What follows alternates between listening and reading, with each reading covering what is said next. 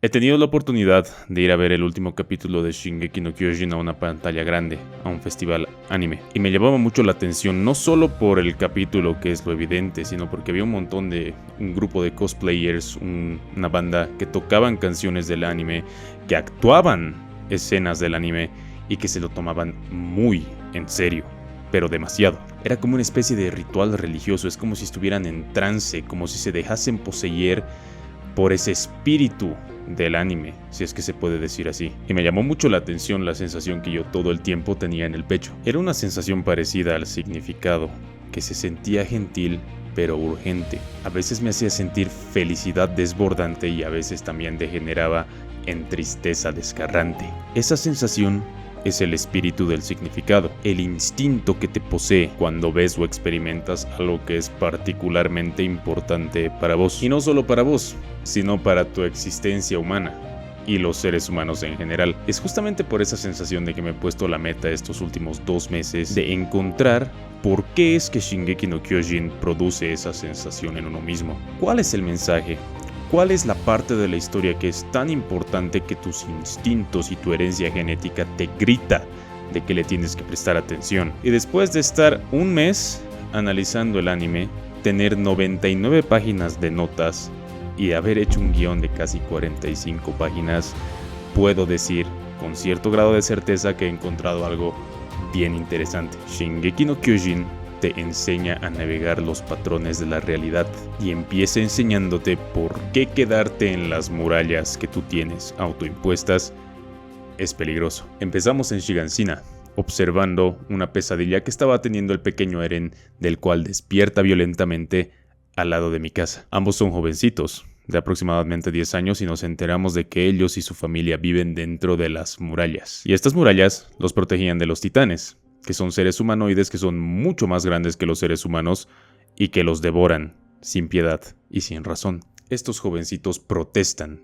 contra las murallas, especialmente Eren, porque según ellos las murallas no garantizan de que los titanes no vayan a entrar. Y debido a que el segundo nombre de Eren al parecer es Nostradamus, unos instantes después de eso se escucha un estruendo terrible fuera de las murallas que llama la atención de absolutamente todos. El espíritu de la curiosidad se apodera de Shiganshina porque lo peligroso y desconocido no solo es increíblemente aterrador, sino también interesante. Y vemos algo que es demasiado impactante, especialmente la primera que se ve. Un humanoide de 60 metros levantando la cabeza arriba de las murallas, que miden alrededor de 50 metros, y destruye la puerta de la muralla tan indestructible que tenían en Shiganshina, haciendo que el caos se apodere de absolutamente todo. Eren, desesperado al ver que mucho escombro había caído cerca de su casa, decide ir corriendo a ver cómo estaba su mamá, teniendo fe de que no le había pasado nada. Ya al llegar a su casa se encuentra con una escena terrible. La casa no solo había colapsado, sino que había atrapado a su madre dentro de ella, rompiéndole las piernas e impidiéndole hacer nada. Los intentos de Eren por levantar la casa son obviamente en vano. Es muy pequeño, es muy débil, no puede hacer absolutamente nada. Y gracias a Dios llega Hannes, un amigo de la familia y también miembro de la tropa de guarnición de las murallas. Le dice a la madre de Eren de que no se preocupe, de que va a poder deshacerse de los titanes y de que va a volver a rescatarlos a los 3. Pero el horror de ver el caos frente a frente, ese caos de la naturaleza que te grita, te exige de que te vayas, lo hace cambiar de parecer. Decide correr y volver para salvar al pequeño Eren y mi casa y dejar a Carla, su madre, a morir allí. Él sabía perfectamente de que no había otra opción, terminando con Eren viendo una de las escenas más rompecorazones que cualquier niño podría ver a su madre ser devorada viva frente a sus pequeños ojos. Pero a nivel simbólico, ¿qué realmente significa? ¿Qué simbolizan las murallas y su caída y ese caos que se apodera dentro de la ciudad de Shiganshina? Analicemos. El show nos da una pista en el nombre de la isla. Se llama Paraíso. ¿Y qué es un paraíso? Para eso nos vamos a remitir a su origen etimológico. Paraíso viene del griego paradisus, que vendría a significar algo como jardín, un jardín lindo, hermoso, amurallado, o sea, cubierto por una especie de murallas y haciéndolo seguro. Pero ¿por qué un jardín amurallado? ¿Por qué el lugar donde tú puedes ser feliz sin ninguna preocupación vendría a ser un jardín que tiene murallas? Voy a tener que explicar un poco de neurobiología y psicología para que entiendas por qué. Séate sincero, es una explicación densa y larga, pero considero de que al final vas a entender de por qué. Primero, nosotros tenemos que entender cómo es de que los seres humanos conceptualizamos el mundo. Lo hacemos gracias a dos conceptos exploratorios: lo conocido y lo desconocido. Lo desconocido es cualquier lugar en el espacio-tiempo en el cual las reglas de causa-efecto en dicho lugar no están mapeadas todavía, no han sido observadas ni reconocidas por tu cerebro aún. Por ejemplo, cuando tú te encuentras en un barrio que desconoces, tiene fama de ser peligroso y está comenzando a anochecer. ¿Será seguro? ¿Te has perdido? ¿Cómo será la gente en general? ¿Te van a asaltar? ¿Vas a conseguir una movilidad para volver a tu casa? En consecuencia, tu cerebro más primal se prende y entras en modo alerta. Tu cerebro te comienza a hacer sentir sensaciones que no necesariamente son las más bonitas de sentir para que tú puedas sobrevivir. Comienzas a sentir ansiedad, comienzas a sentir un poco de alerta, comienzas a sentir miedo, comienzas a ser más sensible ante cualquier señal de peligro que tú puedas reconocer. Y en algunos casos, cuando no necesariamente se trata de un lugar peligroso como tal, puede llevar a depresiones, puede llevar a ansiedades severas y ese estilo de cosas. Lo conocido, en contraposición, es todo lugar aquel que nosotros ya conocemos y ya hemos mapeado, y que nuestro cerebro ha podido observar y mapear, valga la redundancia, haciéndote sentir seguro, haciéndote sentir sensaciones de felicidad, sensación de victoria, alta autoestima, seguridad de estar en tu casa, felicidad, etcétera, etcétera. Ese es el circuito exploratorio por el cual nosotros los mamíferos exploramos la existencia y la comprendemos, utilizando el lado derecho de nuestro cerebro para explorar lo desconocido y el izquierdo para lo conocido. Y lo curioso es de que en los seres humanos no se refiere solo a un lugar físico en concreto, sino también a un ámbito del cual yo llamo conceptualización de ideas para la navegación apropiada de la realidad. O sea, este circuito exploratorio aplica también al mundo de las ideas. Por ejemplo, la religión cristiana. Siempre y cuando el lugar en el espacio-tiempo en el cual tú estés, tu iglesia, las personas con las que tú estás sigan el dogma cristiano, la persona cristiana va a activar los mismos mecanismos de exploración de lo conocido dentro de su cerebro. Pero exactamente los mismos. Se va a sentir feliz, se va a sentir confiado, se va a sentir en hogar, se va a sentir con alta autoestima, y etcétera, etcétera. Dando a entender de que nosotros los seres humanos tenemos ese circuito, como he dicho antes, no solo en el tema exploratorio de un lugar en concreto, sino en un lugar espacio-temporal. Un lugar en el espacio y en el tiempo. Pero, ¿por qué? ¿Qué nos hace a nosotros los seres humanos tan especiales como para concebir la realidad de esta manera? Nosotros los seres humanos no solo tenemos una conceptualización del presente, no todo importa en este momento, a menos de que seas nihilista y bueno, no voy a ir por ese camino todavía. Si tú eres un ser humano normal, te vas a preocupar constantemente por el futuro, a través de tu conciencia. Y lastimosamente el futuro es pues un lugar incierto. Es un lugar en el tiempo que lastimosamente, debido a que nadie puede predecir el futuro todavía con exactitud, siempre va a ser un lugar desconocido. Puedes visualizarlo, puedes tener en cuenta de que las cosas van a salir como tú quieres, pero al fin y al cabo, tú no sabes qué es lo que va a ocurrir en el futuro con certeza. Esos mapas de conceptualización, usualmente comúnmente llamados creencias, son la manera en la cual nosotros mapeamos nuestra realidad. El mapa, por así decirlo, espacio-temporal con el cual nosotros tratamos de predecir cómo es de que van a ocurrir las cosas en el futuro y cómo vamos a poder estar seguros. Esas creencias pueden ser religiones, sistemas legislativos, culturas, naciones, ciencias, etcétera, etcétera. Y vos me dirás, no me cuentes tu vida, crack. Pero ¿por qué les cuento esto? La razón por la cual la isla se llama paraíso es porque es una representación de esa inconsciencia hacia el futuro, de estar muy metido dentro de tus creencias que nubla tu capacidad de ver más allá de lo que es evidente, haciendo que tu capacidad de prever el verdadero peligro que está allá afuera sea nula, ya sea por una extrema ignorancia, como la mayoría de los ciudadanos de Shigansina, una extrema confianza en las murallas, como Hannes y el culto de las murallas, o una sensación de seguridad ficticia dentro de los muros, produciéndote esa sensación de confianza y seguridad bastarda de que estás en un lugar correcto y seguro, cuando en realidad el mundo está lleno de peligros, sin importar las creencias que tú tengas. Aún así, personas como Eren, Mikasa, Armin, a pesar de que son niños y jóvenes, saben de que hay peligros allí afuera y de que no te puedes sobreconfiar, gracias a la conciencia que ellos tienen y a su capacidad para observar el futuro. Esa realidad de que unas simples murallas, no importa qué tan altas e imponentes se vean,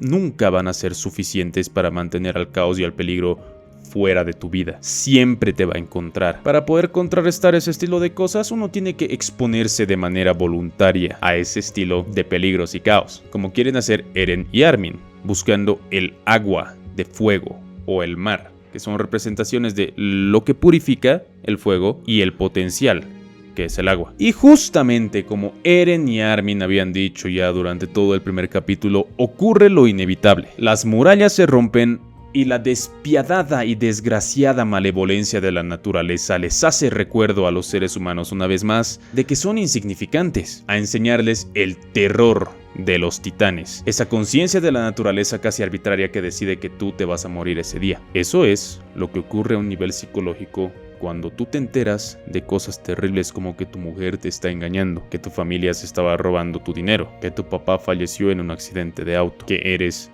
adoptado y que tus papás te han mentido, o que la creencia dogmática religiosa que tú tienes carece de fundamentos reales. ¿Sientes esa pequeña presión en el pecho al imaginarte este estilo de cosas? Ese es el hemisferio derecho de tu cabeza diciéndote, bro, yo por ahí no paso. Pero aunque no quieras, aunque te resistas, aunque estés totalmente ciego ante la verdadera realidad y decidas de que eso nunca te va a pasar a vos, te va a pasar. Es que es inevitable. Vas a tener ese encuentro cara a cara con el caos. Es justamente eso lo que ve Eren cuando llega a su casa, el lugar donde se siente seguro, y ve de que ya no existe. Lo único que ve allí es el cadáver de su madre técnicamente. Después de eso, podemos ver cómo este estilo de encuentros tan grandes con el caos pueden destrozar a una sociedad a un nivel impensable. La incapacidad del gobierno de alimentar absolutamente a todos hace de que la población se reduzca un tercio, porque a todos los refugiados que vivían en la muralla externa deciden mandarlos a recuperar la muralla, que era básicamente una carnicería. Los niños Eren, Armin y Mikasa no tienen nada que comer,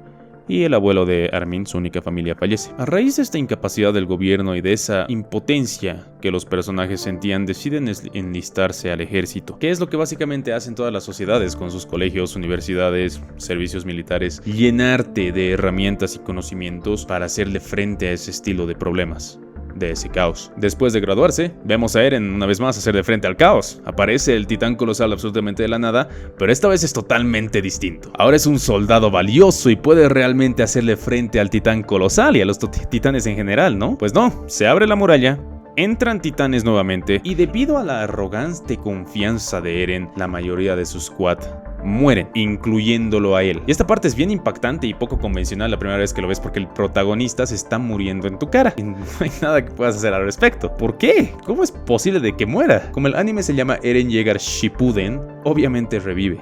Y no es el poder del guión, es el arquetipo de la muerte y la resurrección. Es bien largo, pero para resumirlo básicamente significa de que Eren no es quien él creía ser. Estaba convencidísimo de una manera especialmente arrogante de que él iba a poder hacer frente a los titanes sin mucho esfuerzo, con simplemente 3 años de aprender a ser un soldado, y que encima iba a poder ganar, iba a poder matarlos a todos. Pero no es así. Por más de que tengas un título universitario, por más de que tengas un montón de experiencia en las cosas que haces y seas alguien brillante, nada te prepara realmente para hacerle frente a ese estilo de caos en la vida. Es un golpe usualmente muy fuerte, muy desestabilizante, a menos que te deshagas de las insuficiencias que te impiden hacerle frente a ese caos. ¿Cómo te deshaces de esas insuficiencias? Bueno, pues tienes que morir. No literalmente, sino la persona que tú eres en este momento. Cualquier persona que se analice un ratito dentro de ellos mismos puede encontrar una lista de unas 20 cosas que les gustaría dejar de hacer. Ese yo insuficiente con estas 20 cosas tiene que morirse y tiene que estar 3 metros bajo tierra para dejar renacer al que es capaz de hacerle frente a ese caos. Ese yo capaz, inteligente, que integra el peligro de los titanes dentro de él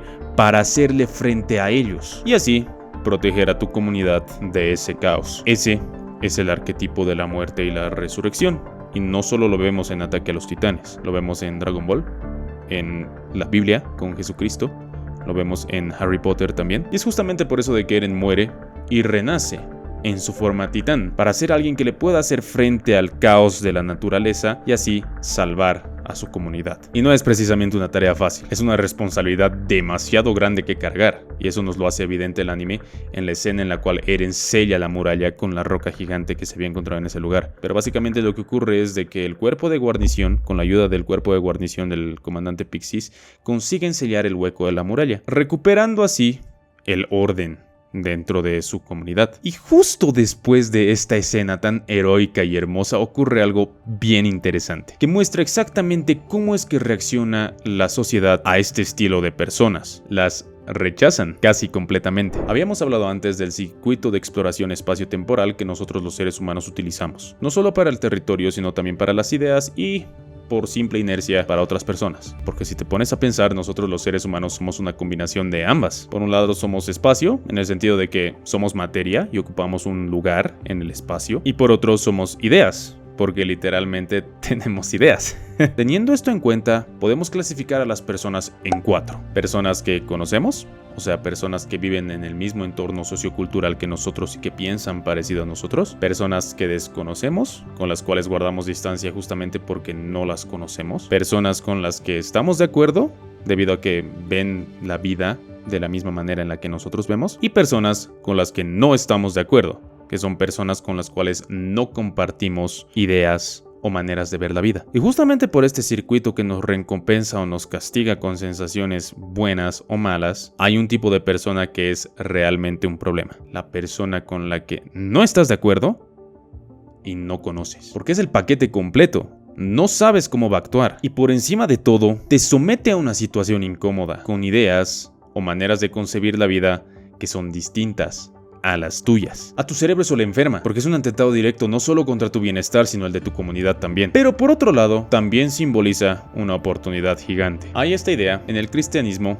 que te dice de que tú debes aprender a amar a tu enemigo. ¿Pero por qué? ¿Por qué deberías amar a tu enemigo si es tu enemigo? Suena a palabrería hippie, pero si escarbamos un poquito más profundo vamos a encontrar algo bien interesante. Para empezar, tu enemigo no es nadie más que una persona que concibe el mundo de manera distinta y a raíz de eso quiere hacerte daño de alguna manera. El hacer daño puede ser bien físico, literalmente con golpes, o psicológico, a través del discurso hablado. ¿Cómo es de que podrías amar a alguien así? Según Jordan Peterson, a lo que esto se refiere es de que tienes que aprender a ver en ese estilo de personas no una amenaza, sino una oportunidad. Por un lado, si son enemigos, preparados, leídos, no piensan distinto a vos porque sí, sino porque se lo han leído y lo saben, y porque conocen cosas que tú no conoces. Y como son personas que ven el mundo de manera distinta, te quieren hacer daño y saben cosas que tú no conoces, te pueden hacer mucho daño. Pero en la labor de hacerlo también te van a mostrar en qué lados estás equivocado y dónde tienes insuficiencias que puedes arreglar. Por eso representan una oportunidad tremenda de crecimiento, porque nadie te va a decir con más gusto y placer en su boca en qué cosas estás equivocado que tu enemigo. Y eso es exactamente lo que ocurre en el juicio de Eren. Yendo un poquito al pasado, podemos ver cómo Eren fue falsamente e injustamente enjuiciado por un sargento un poco cobarde, siendo sinceros, a pesar de haber dicho ya de que ellos no eran culpables, de que no querían hacerle daño a la humanidad, simplemente era distinto. Debido a que Eren representa a ese némesis, a esa persona que tú desconoces y con la que tú no estás de acuerdo, deciden eliminarlo permanentemente, hasta que llega el comandante Pixis, hombre que por su experiencia y su sabiduría decide ver en Eren una oportunidad antes que una amenaza. Pasa algo súper parecido en el juicio de Eren. Vemos a 4 grupos de personas importantes allí. El cuerpo de exploración, que decide ver a Eren por la oportunidad que es. La policía militar, que debido a lo desconocido de Eren decide ver simplemente el peligro y querían ejecutarlo. Los comerciantes, que pensaban de que Eren era una amenaza porque iba a impedir totalmente la comercialización dentro de las murallas. Y los del culto de las murallas, que verían a Eren, y como todas las personas que pensaban de que las murallas no eran sagradas, como herejes, que tenían que ser eliminados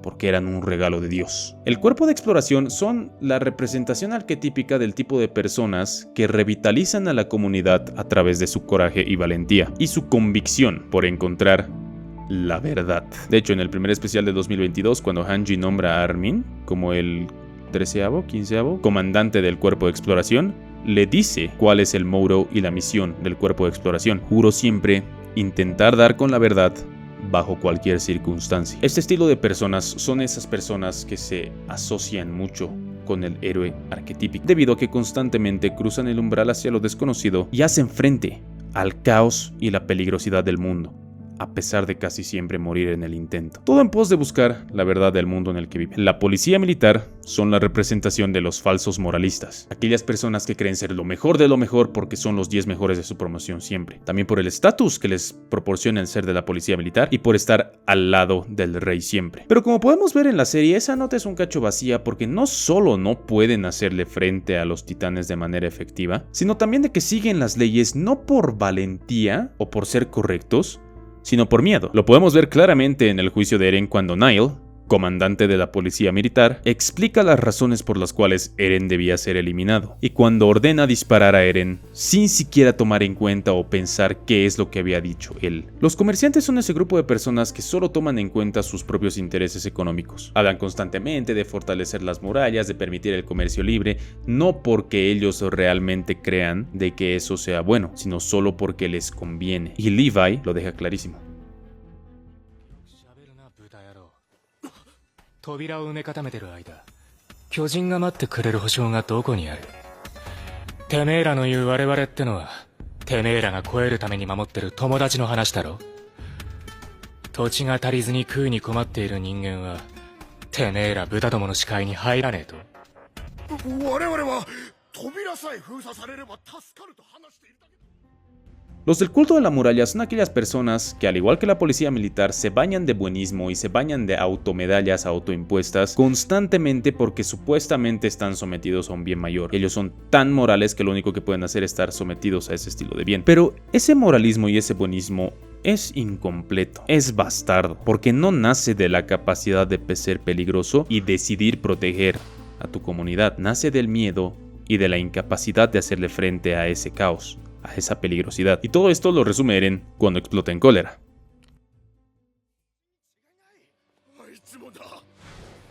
人間かどうか疑わしいぞ。そうだ、念のために解剖でもした方が。待ってください。俺は化け物かもしれませんが、こいつは関係ありません。無関係です。信用できるか。事実です。構うってことはやっぱり仲間だ。違う。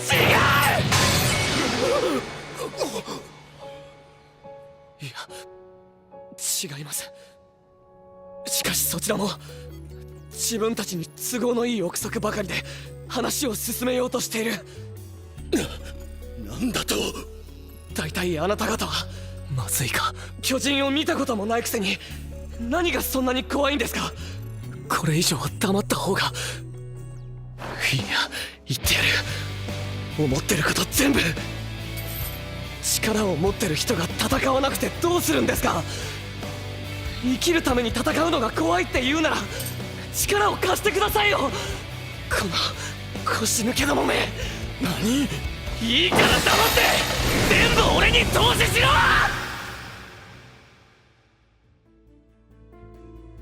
Somos testigos en primera persona de cómo la constante búsqueda de la seguridad patologiza a las sociedades, unos con el estatus, otros con el dinero o con la religión. Ninguno de ellos cumple su rol porque tiene que cumplirlo. Cumplen su rol por miedo a exponerse a lo desconocido. Pero como habíamos mencionado antes, es totalmente imposible estar seguro al 100% todo el tiempo. Eso lo vemos cuando Annie se transforma en Stoges, por ejemplo, en una de las escenas más perfectas en cuanto a significado que se pueden ver en Shingeki no Kyojin, y los que han visto la serie saben de que eso es mucho decir. Pero eso lo vamos a ver la siguiente semana porque el video me está quedando larguísimo y bueno, lo voy a tener que dividir en partes para que pueda ser fácilmente consumible.